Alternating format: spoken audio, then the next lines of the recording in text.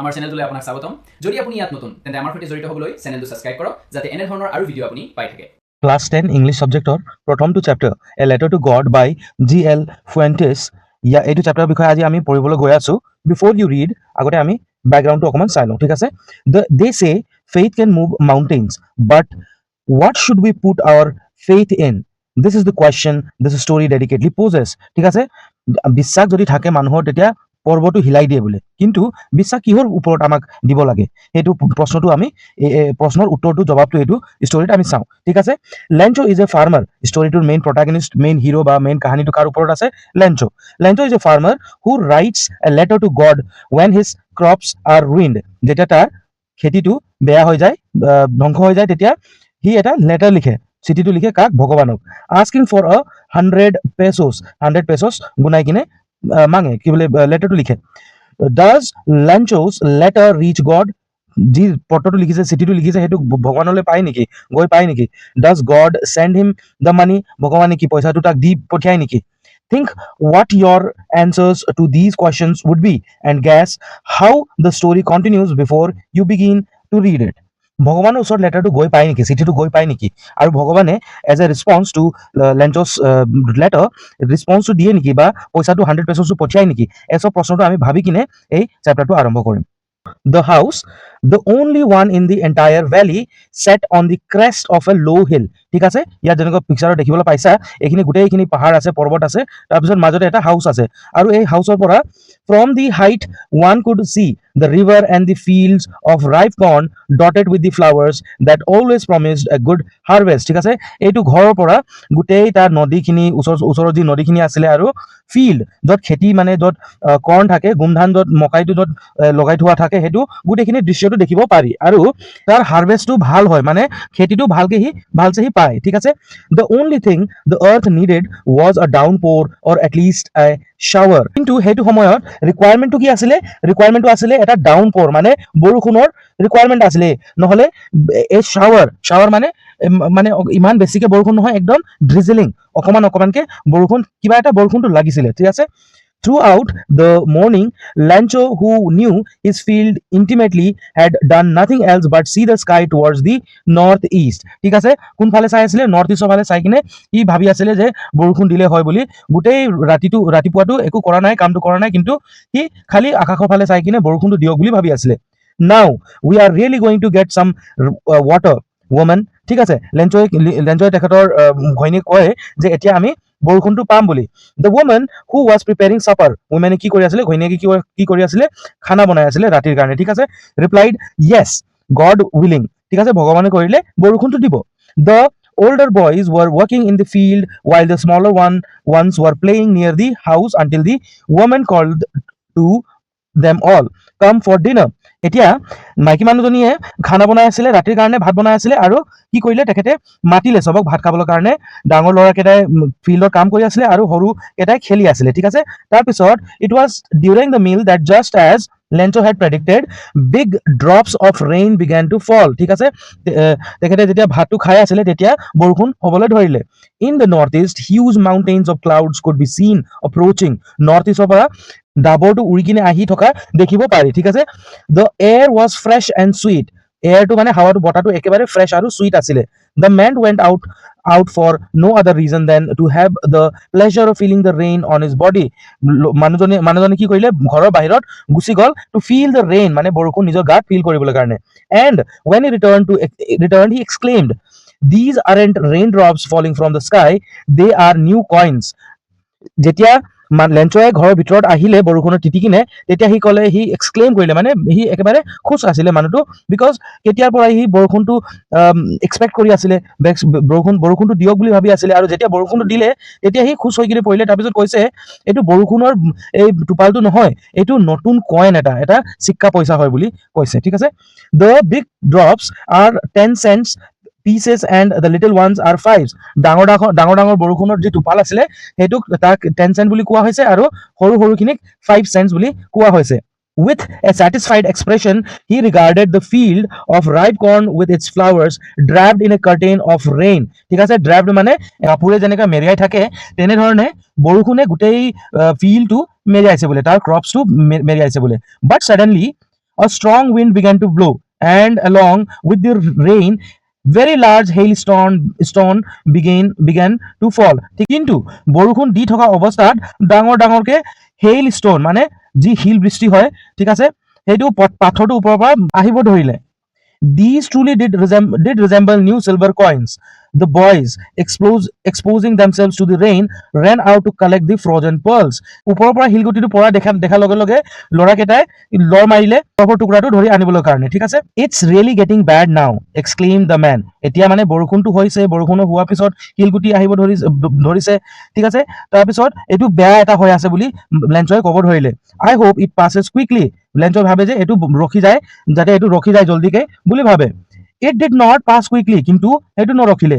For an hour, the hail rained on the houses, the garden, the hillside, the cornfield, on the whole valley.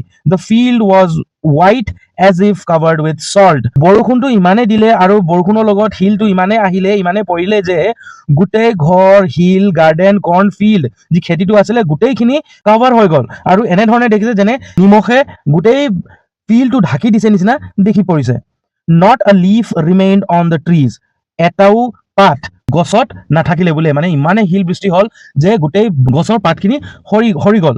The corn was totally destroyed. কৰ্ণ যি গোমধানটো আছিলে সেই totally destroy হৈ গ'ল. The flowers were gone from the plants. Plantsৰ পৰা যি ফুলখিনি আছিলে সেইটো সৰি গ'ল. Lencho's soul was filled with sadness. এতিয়া লেঞ্চয়ে sad হ'ব ধৰিলে. বৰষুণ অহাৰ লগে লগে সি হেপী হৈ গৈছিলে, কিন্তু শিল বৃষ্টি যেতিয়া হৈ গ'ল আৰু তাৰ ক্ৰপছটো যেতিয়া ধ্বংস হৈ গ'ল তেতিয়া সি sad হৈ গ'ল. When the storm had passed, he stood in the middle of the field and said this to his sons. যেতিয়া বৰষুণটো একেবাৰে ৰখি গ'ল তেতিয়া ফিল্ডৰ মাজত থিয় হৈ কিনে সি নিজৰ ল'ৰা ছোৱালীক ক'ব ধৰিলে. কি কৈছিলে? If a plague of locust would have left more than this, the hail has left nothing.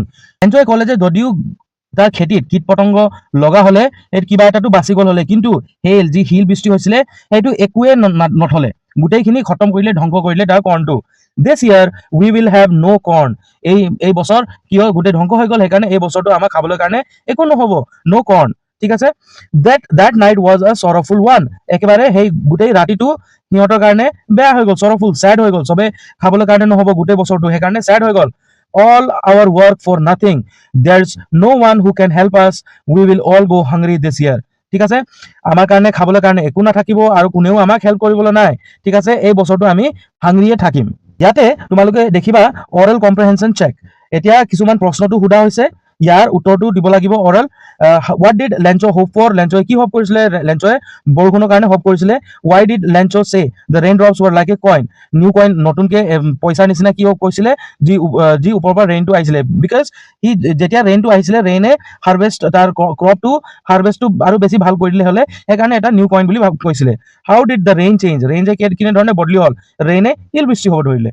What happened to Lencho's field? লেঞ্চৰ ফিল্ডক কি হ'ল? ফিল্ডটো গোটেইটো বৰষুণে বা শিল বৃষ্টিয়ে তাক কভাৰ কৰি দিলে আৰু চল্টে যেনেকে নিমখে ঢকা নিচিনা গোটেইটো হোৱাইট হৈ গ'ল. What were Lencho's feeling when the hail stopped? যেতিয়া শিল বৃষ্টিটো ৰখি গ'ল তেতিয়া লেঞ্চৰ ফিলিংটো কি আছিলে? লেঞ্চয়ে sad ফিল কৰি আছিলে আৰু তাৰ কাৰণে খাবলৈ একো নহ'ব, গোটেই বছৰটো তাৰ ফেমিলিটো ভোকাকে হাংৰিকে যাব বুলি তেনেকুৱা ভাবিলে. এই কুৱেশ্যন এনচাৰটো মই বেলেগ এটা ভিডিঅ'ত আপলোড কৰিছোঁ চেনেলত, তোমালোকে গৈ কিনে চাব পাৰিবা. এতিয়া চেপ্টাৰটো কণ্টিনিউ কৰোঁ. But in the hearts of all who lived in that solitary house in the middle of the valley, there was a single hope, help from God. ভগৱানৰ পৰা এটা হেল্পটো পামে বুলি এটা হোপ আছিলে, এটা আশা আছিলে. Don't be so upset even though this seems like a total loss. যদিও এইটো দেখিবলৈ কাৰণে যেনে আমি গোটেইখিনি হেৰাই দিলো নিচিনা হ'ল, কিন্তু হোপটো লুজ নকৰিবি বুলি লেঞ্চয়ে ক'লে. Remember, no one dies of hunger. That's what they say. No one dies of hunger. All through that night, Lencho thought only of his one hope, the help of God. ভগৱানে help কৰিলে আৰু তাৰ ফেমিলিটোৱে খাব পাব সেইটো বছৰটো, তেনেকুৱা সি গোটেই ৰাতিটো ভাবিলে. Whose eyes, as he had been instructed, see everything, even what is deep in one's conscience. তাক যেনেকুৱা কোৱা হৈছিলে যে ভগৱানে চবে দেখে, ভগৱানে চবৰ মনৰ কথাও দেখে, মাথাত কি চলি আছে সেইটো দেখে বুলি তাক কোৱা হৈছিলে. সেইকাৰণে সি ভগৱানৰ ওপৰত ইমানেই বিশ্বাস আছে তাৰ যে ভগৱানে তাক হেল্প কৰিব বুলি.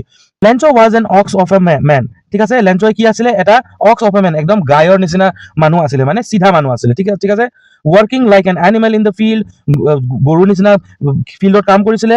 বাট still he knew how to write, কিন্তু ইমান চিধা মানুহ আছিলে হ'লেও, মানে চিধা মানুহ ইয়াৰ গৰীব যেনেকুৱা ফাৰ্মাৰ থাকে, এটা পাৰচেপশ্যন থাকে ন, সিহঁতে লিখিব নোৱাৰে বা পঢ়িব নাজানে বুলি, কিন্তু লেঞ্চই লিখিব জানিছিলে, ঠিক আছে। The following Sunday at day break, he began to write a letter which he himself would carry to town and place in the mail. If it was nothing less than a letter to a god. He কি কৰিলে, Sunday বহি কিনে letter লিখিব ধৰিলে আৰু সি নিজে গৈ কিনে টাউনত গৈ কিনে পোষ্ট অফিচত দি আহে। কাৰ কাৰণে? ভগৱানক লিখিব সি। লেঞ্চৰ এনেধৰণে বহি কিনে লেটাৰটো লিখিব ধৰিছে। সি কি লিখিব? God, he wrote. If you don't help me, my family and I will go hungry this year. এই বছৰটো আমি হাংগ্ৰিকে গুচি যাম, খাব নোপোৱাকে গুচি যাম। I need 100 pesos. কিমান পইচা? 100 pesos. 100 pesos, ঠিক আছে। In order to sow my field again and to live until the crops come. এতিয়া আকৌ ফিল্ডটোক, গুমধানটো আকৌ দিবলৈ কাৰণে আৰু যেতিয়ালৈকে এই গুমধানটো ডাঙৰ হৈ নাযায় আৰু হাৰ্ভেষ্টটো কৰিব নোৱাৰি, তেতিয়ালৈকে খাবলৈ কাৰণে 100 pesos লাগিব বুলি ই ক'লে। বিকজ দ্য হেল ষ্টৰ্ম, ই আৰু লিখিলে যে হেল ষ্টৰ্মৰ কাৰণে চব হৈ গ'ল। তেনেকুৱা ইয়াত যেনেকুৱা ডট তিনিটা ডট দেখিছা, সেইটো মানে আৰু বেলেগ বেলেগ কথাখিনি লিখিলে, গোটেই কাহিনীটো লিখিলে কি হ'ল তাৰ লগত। He wrote to God on the envelope, put the letter inside and still troubled went to town. তাৰপিছত সি লেটাৰটো এনভেলপত ঢালি কিনে সি টাউনলৈ গুচি গ'ল। At the post office he placed a stamp on the letter and dropped it into the mailbox, ঠিক আছে। ষ্টাম্পটো দিলে আৰু মেইল বক্সত ঢালি দিলে। One of the employees, who was a postman and also helped at the post office, went to his boss, laughing heartily, and showed him the letter to God. ঠিক আছে, যেতিয়া পোষ্ট অফিচৰ ডাকঘৰৰ যেতিয়া এমপ্লয়ীয়ে সেইটো পালে, লেটাৰটো পালে, তেতিয়া সি হাঁহি ভৰিলে। বিকজ তাত এড্ৰেছটো ভগৱানৰ কাৰণে লিখা আছিলে। ভগৱানটো নাই, ঠিক আছে, আমাৰ ওচৰত এটলিষ্ট নাই, আমাৰ বিশ্বাসতে থাকে বা আমি পূজা আৰাধনা কৰোঁ, কিন্তু আমাৰ মাজতো নাই ভগৱান, আৰু ভগৱানৰ এড্ৰেছটো নাই। এড্ৰেছটো লিখা থাকিলেহে ডাকঘৰে পਹੁঞ্চাব পাৰিব, ঠিক আছে। সেইকাৰণে সিহঁতে হাঁহিব ধৰিলে। Never in his career as a postman had he known that address, ভগৱানৰ এড্ৰেছটো সি কেতিয়াও নাজানিছিলে, ঠিক আছে। The postmaster, a fat, amiable fellow, also broke out laughing, but almost immediately he turned serious and tapping the letter on his desk, commented, "What faith! I wish I had that faith of the man who wrote the letter." ঠিক আছে, যি post মাষ্টাৰটো থাকিছিলে তাত ডাকঘৰত, সিও লগৰ লগত বা ষ্টাফৰ লগত হাঁহিব ধৰিলে, কিন্তু লগে লগে সি হাঁহিটো ৰখি দিলে আৰু লেটাৰটো টেপ কৰিলে, মানে যেনেকে টেবুলত মাৰি দিলে, মাৰি আৰু ক'লে, কি বিশ্বাস কৰা হৈছে এই মানুহে, কি বিশ্বাস কৰিছে ভগৱানৰ ওপৰত, কাশ মোৰো তেনেকুৱা বিশ্বাস থকা হ'লে, তেনেকুৱা বুলি ক'লে। starting up a correspondence with God, ভগৱানৰ লগত সি লেটাৰটো লিখিছে আৰু সেইটো বিশ্বাসটো মোৰো থাকিব লাগে, তেনেকুৱা সি বুলি ভাবে। So in order not to shake the writer's faith in God, the postmaster came up with an idea, ঠিক আছে। এতিয়া পোষ্টমাষ্টাৰে কি কৰিলে, যে লেঞ্চৰ যি বিশ্বাস আছে ভগৱানৰ ওপৰত, সেইটোতো নাভাঙিবলৈ কাৰণে তাৰ এতিয়া এটা আইডিয়া লৈ আহিলে। আইডিয়াটো কি হয়? এনচাৰ দি লেটাৰ, লেটাৰটোক এনচাৰ কৰিবলৈ কাৰণে, জবাবটো দিবলৈ কাৰণে। But when he opened it, it was evident that to answer it he needed something more than goodwill, ink and paper. মনৰ ভাল ভাৱনাতকৈ তাক আৰু বেছি কিবা লাগিছিলে, আৰু এইটো বেছিটো কি হয়? 100 pesos। তাক পইচা লাগিছিলে ৰিপ্লাই কৰিবৰ কাৰণে, এনে সি ৰিপ্লাই কৰিব নোৱাৰে, ঠিক আছে। But he stuck to his resolution. He asked for money from his employees. He himself gave part of his salary. সি কি কৰিলে? গোটেই এমপ্লয়ৰ পৰা পইচাটো ডোনেশ্যন কৰিলে আৰু নিজৰো পাৰ্ট অফ হিজ চেলাৰী, মানে চেলাৰী এটা ভাগটো দি দিলে আৰু।